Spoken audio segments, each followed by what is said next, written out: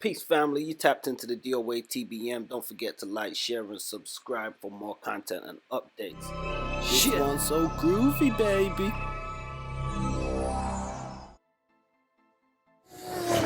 Peace, family. This week we're joined with another special guest, and it's one that we've been waiting for a long time. It's the acclaimed author, Carl Foster, and personal development specialist. So definitely we're proud to have him join us. What's good, my brother? So yeah, it's great to be here, Fonzie. Great pleasure to be on this show. We've been wanting to do this for a long time, so I'm glad to be here today to share my journey on your show. Most definitely, man. So we definitely like to highlight people within the community and just people within the world that have got great stories to share that can motivate and inspire others. And I think I came across some of your works maybe going back 8 to 10 years or so ago, and I was motivated and inspired by it. We spoke about doing some stuff, and in my own personal journey and development, I was still very early in where we was going with the media and stuff. So I think it's great that timing, how it's brought us now. We're able to do this. I know it's not how we had planned before, because we was going to do the whole sit down thing and really build up the set and get everything done. I think this was when I was on the radio, and at the time we spoke that, and now we've seen COVID. It's forced a lot of us to have to use more technology, which isn't a bad thing. Within that, we've got mediums like this that we can have these virtual meetings and interviews and stuff, which I think has been a plus coming out from, Right. all the lockdown and stuff. Yeah, that's true. I think everything happens in its time. Everything happens in its right time, and the way this just came together, it was effortless.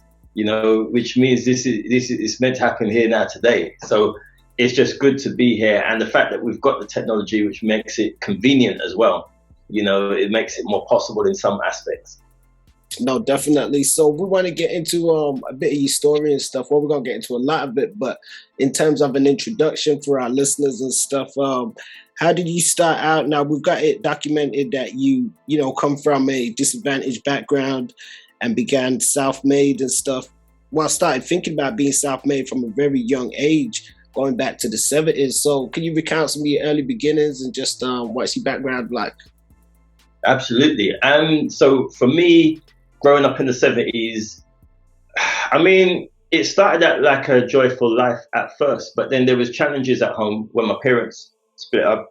And I think things like that affect young people in different ways. And I don't know, it had a hold on me, and it just affected me at school in terms of I just went in my own little world and wasn't focused on anything. It's like I was in my little dream world. So my body was in the classroom, but my mind was somewhere else, and I began to suffer in terms of my grades and learning. I couldn't pick up anything. I went through many years of struggle and kind of had to catch up later on in my teens, really. But my early years, like in primary school and the early years in secondary school, it was rough. It's like I had a battle with myself, and hence why I call my brand and my book Selfmade, because it wasn't so much the external stuff. Yeah, the external stuff happened, but how do you handle it?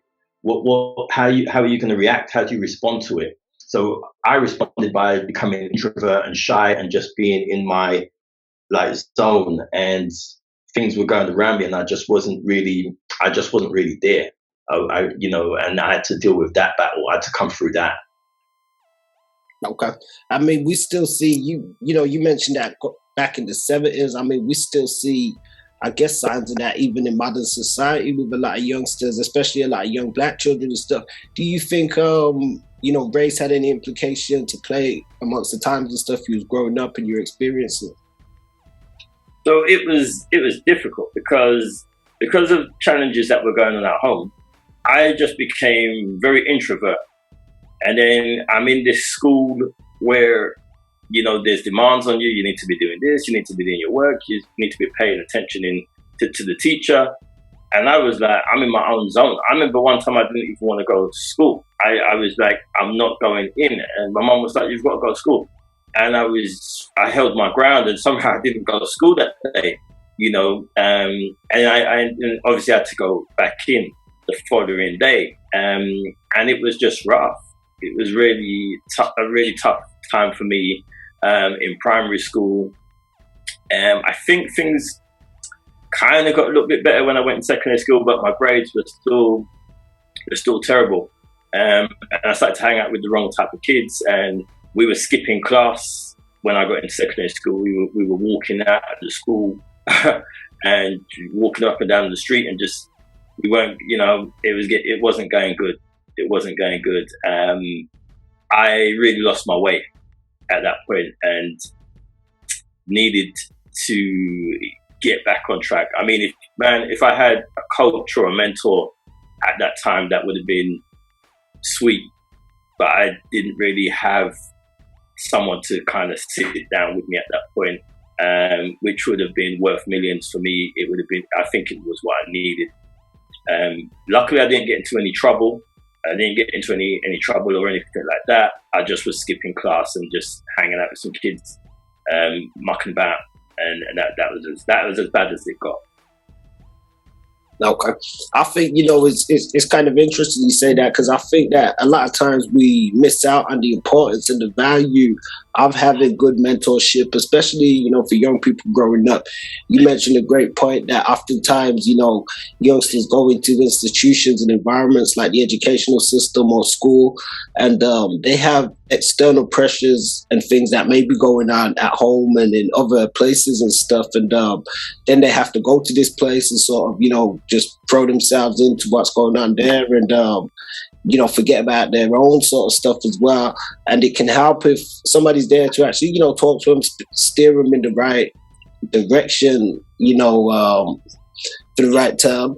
And I think especially somebody who understands them as well, because I think sometimes if it's somebody that doesn't have an understanding of you and your background, sometimes some of the other pressures that you might face, it can be difficult. So with the stuff that you've transitioned on to do it now, how has that come from, I guess you taking your experiences and stuff and being there now to support other youngsters coming up that could be in the same or similar circumstances to yourself? Yeah, absolutely. That's where my passion comes from, because I've been there, and I think what a lot of young people need is somebody who they can talk to. They need that space where they can talk about, where they can express themselves, where they can be heard, where somebody is actually listening to them, and I think often they don't have that space in them where they can express how they feel, and I know from my own experience as a kid, that's how I often felt like I wanted to express myself, but there wasn't that space to express myself. It was like, just get on with it. You need to get to school. You need to get this done. This needs to be done.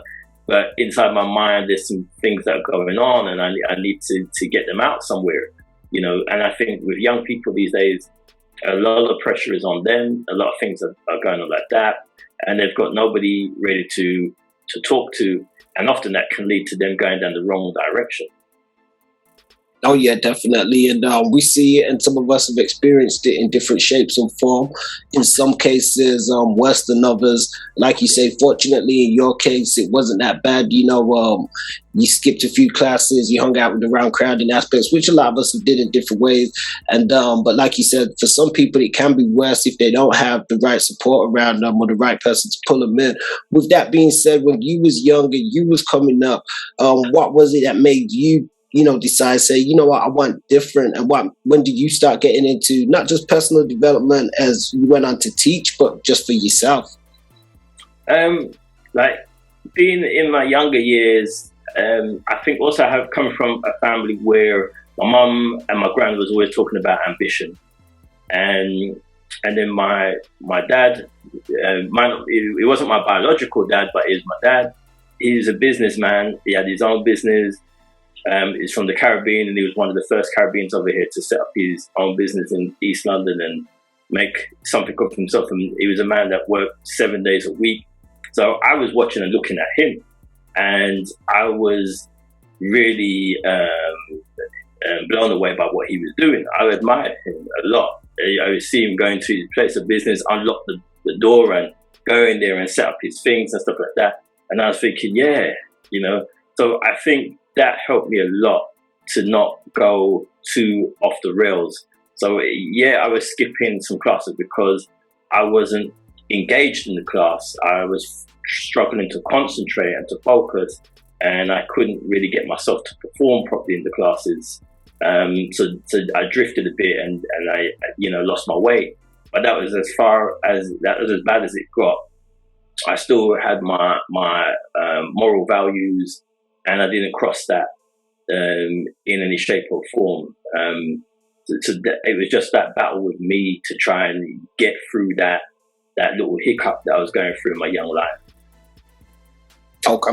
Yeah, no, that's definitely peace, man. And we definitely see great examples of how entrepreneurship and people being raised around people within business and economics and doing stuff outside of the normalcy, I guess, of sometimes the community can help be a positive example to lead people to go down that direction and stuff too. I think one of the things that gets a lot of people caught up is the lack of opportunity and resources sometimes, and not everybody is fortunate to see somebody that they're connected to make endeavors within business and stuff like that, and actually be as you said, have that sort of ambition and drive and motivation, because all that stuff's important. I think a lot of us, when we grow up in underprivileged and impoverished communities, oftentimes it's hard to for people to find that drive because there's so much focus on just survival and maintenance. Yeah, absolutely. I think also it was good having that role model, because I remember back in the days they kept saying there's not enough black role models out there. So actually having a dad who had set up his own business and was doing something that was kind of rare in that time space, because there was still a lot of racism and prejudice back in at that point for me would have been the 70s and 80s. So, and he was doing stuff like that and very successful. It gave me hope, and it gave me a sort of somebody I could be like, or emulate, or sort of, be inspired by, and sort of say, okay, so that's where I wasn't in an environment where there was a male image doing really bad things or doing negative things to distract me. It was kind of very positive from what I could see. I think that helped a lot. Okay. No, definitely. It's a tremendous example. A lot of us, even myself within the media, I've had to take examples from, initially, a lot of black entrepreneurs and stuff like that, because as you said, it's very important sometimes to see somebody that looks like yourself or even comes from a similar circumstance, background, cultural environment, makeup, and all that sort of stuff. And when you see them forging forwards and making success, it gives you a sense of, okay, I can achieve something, I can do something. Oftentimes we see in the media a lot of disparity and negativity and stuff. And sometimes we see a lot of pictures painted, I feel, sometimes when it comes to black people within business. Slightly off topic, I just read a report today that one of the councillors within a local area within Birmingham has been lobbying for the closure of a black-owned restaurant because he says there's been a lot of, egregious activities and stuff which he's putting down to the restaurant. But I think holistically within the whole area, there's a lot more people from even within his own community that commit a lot of different atrocities and stuff, and but they're not really protesting so much against that. So I feel sometimes when it comes to a lot of our people, it might be political, but there is a sense of I think sometimes there's not that support there, or other people don't like to see black people with stuff. So I think it's super important when we do have stuff, it can show a good sign and example, because I think a lot of times people focus on just like, oh, blacks, you guys used to be slaves and that's it, which I think is out of order. Yeah, I mean, gosh, that's why, I'm not no expert on history or nothing, but the part of black history that I tend to be passionate about is more like ancient African history. I would like to know more about the ancient African languages, the ancient African kingdoms and societies and traditions. As much as I do admire and have an interest in black history, where they would say Rosa Parks, Martin Luther King, Malcolm X, I do have interest in that side of history as well, Marcus Garvey, and so on. but I do have a passion for who we were before slavery and so forth, and the traditions and cultures and languages. To me, that is very interesting and not widely publicized or explored enough, especially in the mainstream. What were the languages? How old the languages? African history goes back thousands and thousands and thousands of years, and is kind of like the foundation of humanity, and it needs to be explored and shared, so we have a full understanding of who we are. Oh yeah, no, definitely, and I definitely tip my cap to you for one of your groups as well online, which definitely gives credence to that, because it always posts a lot of historical updates and facts and stories and content that people may be or may not be aware of, but it sheds that light, as you said, in a time where often a lot of this information isn't widely publicized, especially within mainstream forums. Getting back to yourself then, I guess, in the brand and the book Selfmade.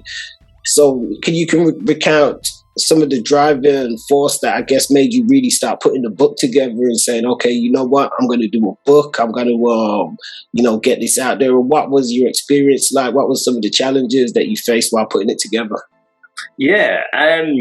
So Selfmade, gosh, I mean, it kind of like starts from 2008. I have to go back as far as 2008 because I was working for local government, and I was working in this sort of training department where we were training professionals and stuff like that.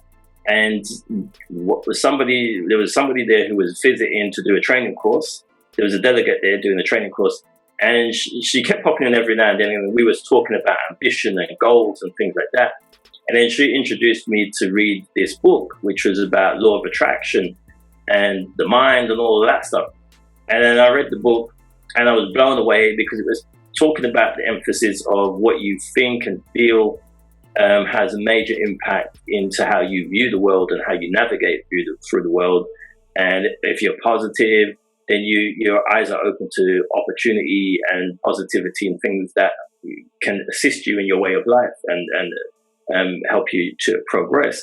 And then if you're negative, you tend to more resonate with the negative things that are going on, and it can sort of sidetrack you.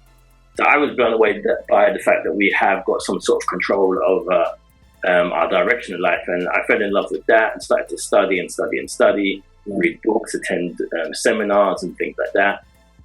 And by chance, my workplace had sent me to this like writing course to do grammar. It wasn't to do artistic writing or anything like that. It was just like a grammar course for like a few weeks or a couple of months, I think.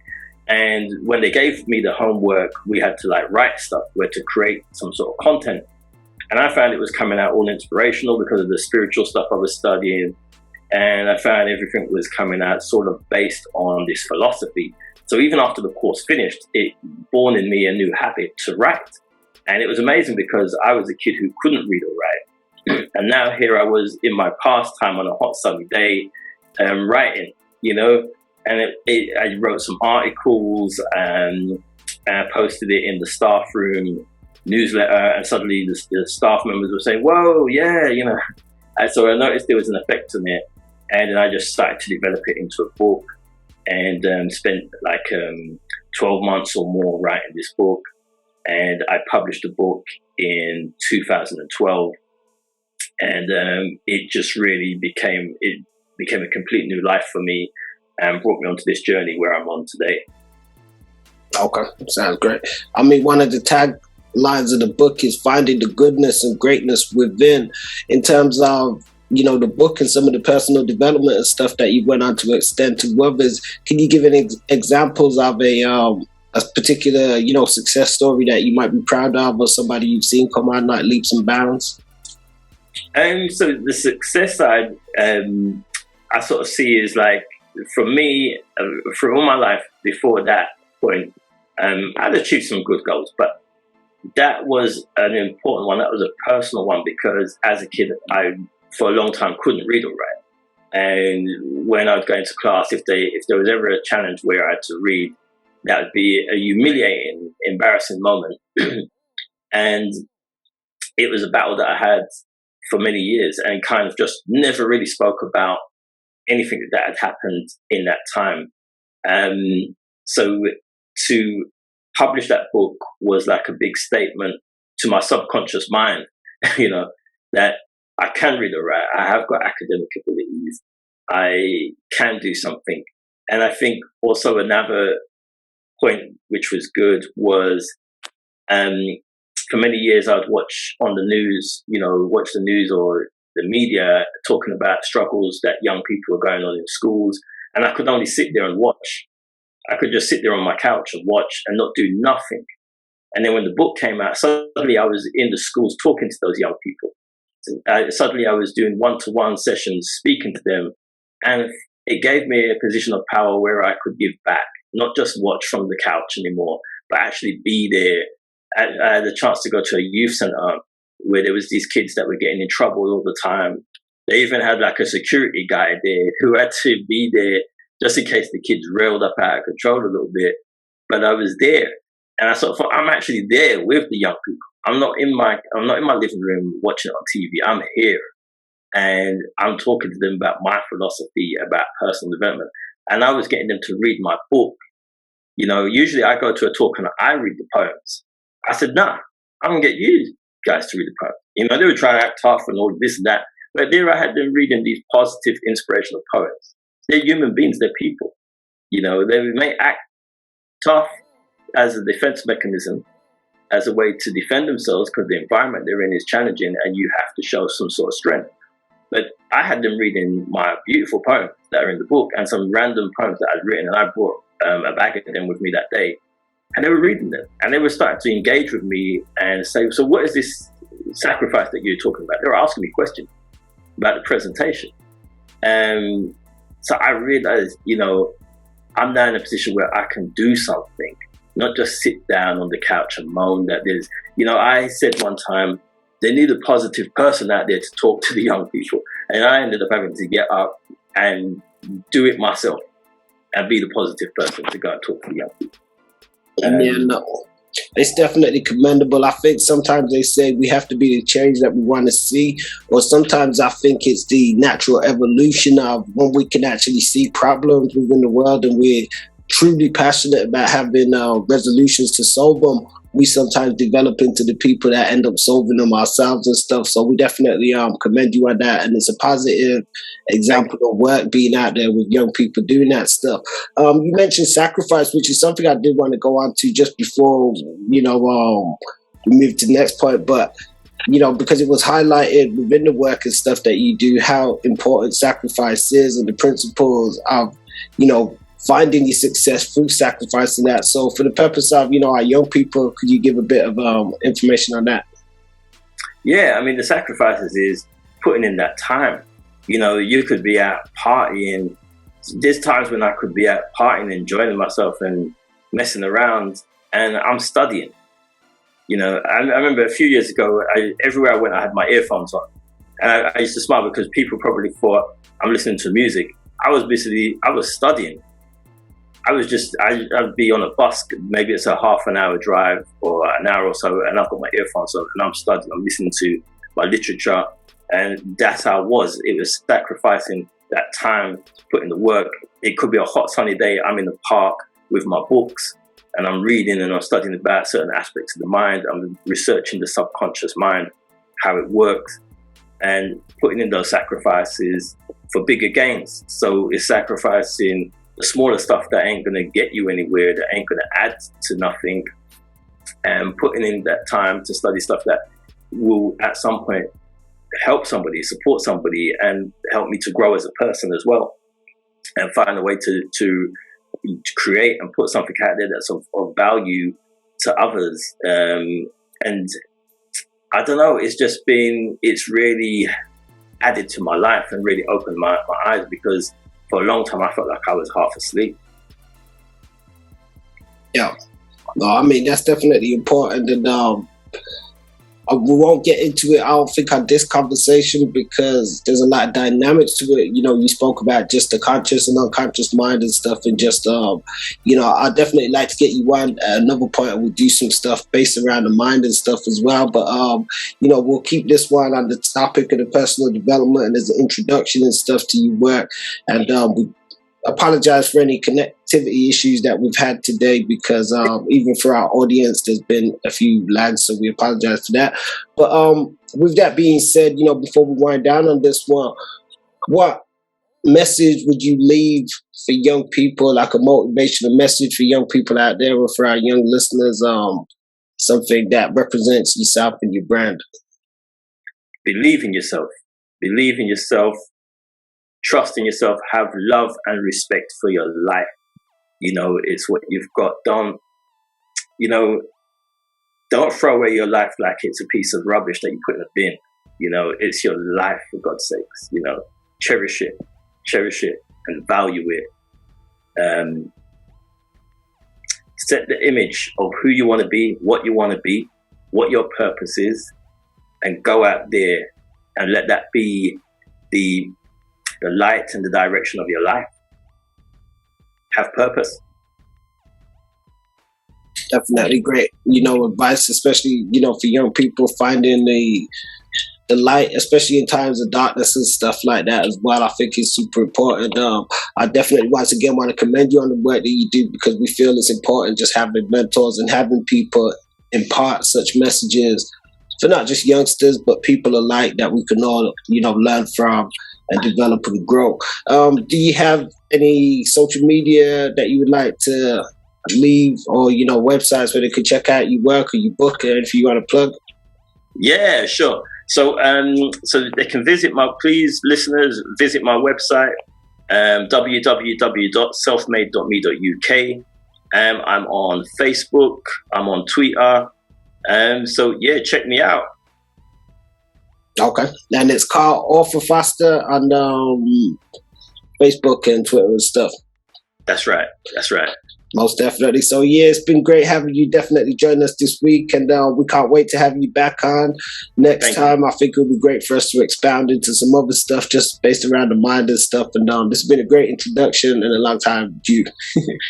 Yeah, it's been a pleasure. I'm really glad despite the technicalities, it didn't stop anything. You know, it's been a pleasure to be here, and I'm glad to be on this show and sharing my journey. Thank you. Much appreciated, my brother. So, you know, you have a great day. Family, we're going to catch you guys soon on the other side. Peace. Thank you. Bye for now.